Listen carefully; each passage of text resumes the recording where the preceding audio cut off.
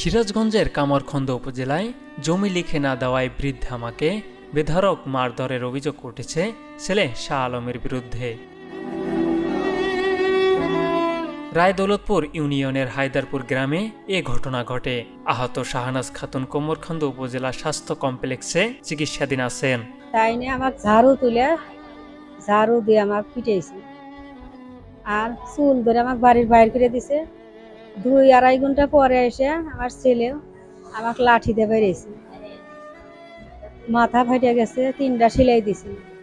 তারপরে এই হাতে যে একবারই দিছে, এই পাখনায় একবারই পিঠে বেরিয়েছে। তা আমি নিজ বিচার চাই, মন থাকে না শোনা। আমি নিজ বিচার চাই, আমার জানি অন্যর ছেলেরা আর অন্যর মায়ের জানি এরকম সাজানো অত্যাচার না করে, মায়ের উপর আঘাত না করে। আমি নিজ বিচার চাই। স্থানীয়রা জানান, শহীদুল ইসলাম এবং শাহনাজ খাতুন দম্পতির বড় ছেলে শাহ আলম সামান্য কথা কাটাকাটির জেরে বৃদ্ধ মায়ের কাছ থেকে তারই চলাফেরায় ব্যাহত হাতের লাঠি কেড়ে নিয়ে আঘাত করতে থাকে।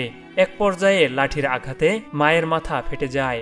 স্থানীয়রা টের পেয়ে তাকে হাসপাতালে নিয়ে যায়। বাড়িতে আসতে গেলে দেখেছি স্কুলকারের কাছেই আমার বাইরে আঙ্গিনায়, ওখানে আমার বিবি সাহেব ব্যানের উপর তার মাথা কাটা, হাত কাটা, পিটাইছে।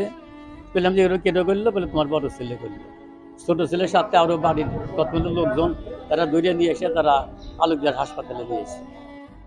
কামারখন্দ উপজেলা স্বাস্থ্য কমপ্লেক্সের চিকিৎসক বলেন, শুক্রবার বিকেলে জরুরি বিভাগে শাহনাজ খাতুনকে নিয়ে আসলে আমরা তার মাথায় 4টা সেলাই দেই এবং শরীরের অন্যান্য স্থানে যথাযথ চিকিৎসা দিয়ে হাসপাতালে ভর্তি করে রাখা হয়। রাত 8টা বাজে আমাদের কাছে শাহনাজ নামের একটা রোগী এসে হায়দারপুর থেকে। তো এটা ফিজিক্যাল অ্যাসাল্টের একটা কেস। তার মাথায় আঘাত আছে এবং যে আঘাতটা আছে সেখানে 3টা স্টিচ দেওয়া হয়েছে। তো স্টিচটা এখন মোটামুটি ভালো আছে। আর তার বাম হাতে এবং ডান হাতে আঘাত আছে, ব্রুইজ আছে আপনার বাম হাতে। তো আমরা এক্সরে অ্যাডভাইস করেছি। এমনি আগের চেয়ে শারীরিক কন্ডিশন ভালো, ব্যথাটা একটু আগের চেয়ে কমে গেছে।